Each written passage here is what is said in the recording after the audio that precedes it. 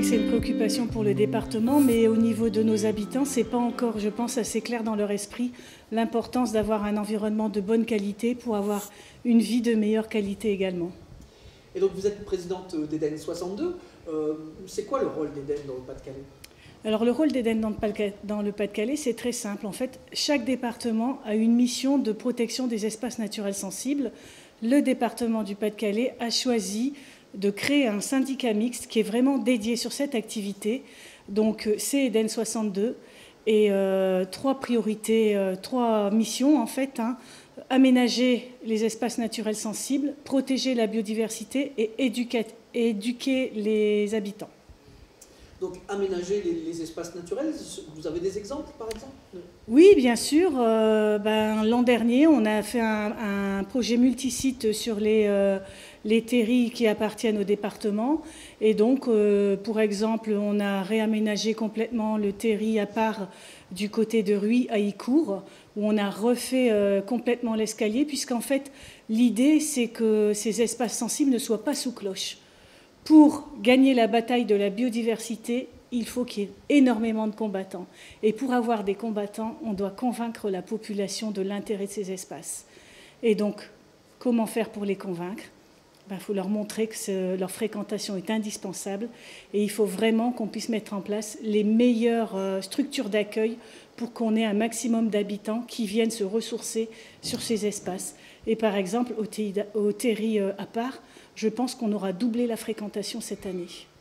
Et donc cette fréquentation, c'est absolument pas un problème, le fait qu'il y ait beaucoup de monde sur les espaces naturels, on arrive à gérer ça ? On canalise. C'est-à-dire pour chaque espace naturel du département, on a vraiment des zones différenciées. On a ce qu'on appelle les zones de quiétude, sur lesquelles les habitants ne vont pas, mais qui restent finalement assez discrètes. Donc ils n'ont pas forcément envie d'y aller, puisque d'un autre côté, on aménage très bien des sentiers qui sont avenants, qu'on a envie de prendre, et qui donc permettent de découvrir une partie de l'espace naturel sensible, tout en gardant de côté une partie pour la protection pure de la biodiversité. Et donc ce matin, c'était une rencontre partenariale, donc vous étiez là en tant que aussi présidente d'Eden, il y avait d'autres partenaires. C'est important que tout le monde se parle comme ça ensemble au même moment ? C'est pas important, c'est primordial. Pour moi aujourd'hui, et d'ailleurs c'est revenu dans le sondage qu'on a fait auprès des participants, ils considèrent que le niveau de la biodiversité dans le Pas-de-Calais est préoccupant. Et donc en fait, si on veut passer de préoccupant à moyen, voire bon, il faut vraiment que toutes les bonnes volontés se fédèrent et qu'on travaille tous ensemble. Et d'ailleurs, c'est un point qui est revenu dans la plupart des interventions.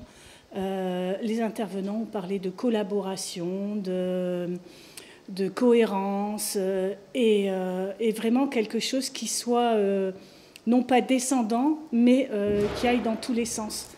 Tisser sa toile pour réussir à tisser les trames vertes et bleues pour que tous les espaces soient reliés, pour que la biodiversité non seulement cesse de s'effondrer, mais qu'elle devienne stable et qu'elle reprogresse par la suite.